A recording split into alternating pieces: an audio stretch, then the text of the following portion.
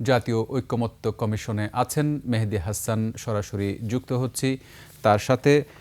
মেহেদী হাসান, আজকের বৈঠক দীর্ঘায়ু হওয়ার কথা বলা হয়েছে রাত 10টা পর্যন্ত। এই দীর্ঘ বৈঠকে আসলে কি কি আলোচনা বিষয়গুলো আসছে, এখনো পর্যন্ত কি খবর পেয়েছেন?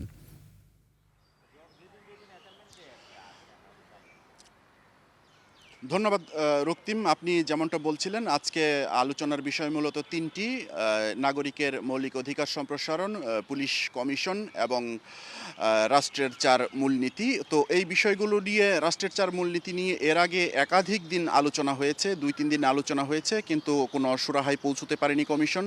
এই দলগুলো এই ব্যাপারে, কয়েকটি দল একেবারে বিপরীত মেরুতে অবস্থান করছে, ফলে সিদ্ধান্তে আসা যাচ্ছে না। আর পুলিশ কমিশনের বিষয়ে মোটামুটি পুলিশ কমিশন গঠন করতে হবে এ বিষয়ে রাজনৈতিক দলগুলো একমত।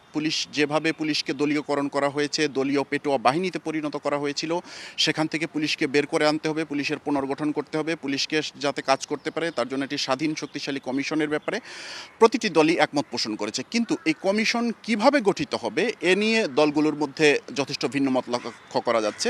দলগুলো এ বিষয়ে একমত হতে পারেনি।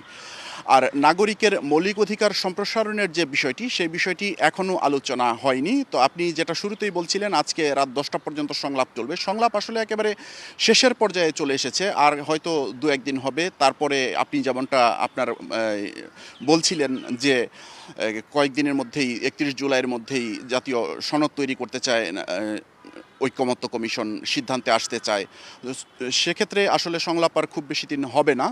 তো এর মধ্যেই এই যেসব বিষয়গুলো সুরাহা করা সম্ভব হয়নি, এই বিষয়গুলোতে একটা সুরাহা করার চেষ্টা হবে।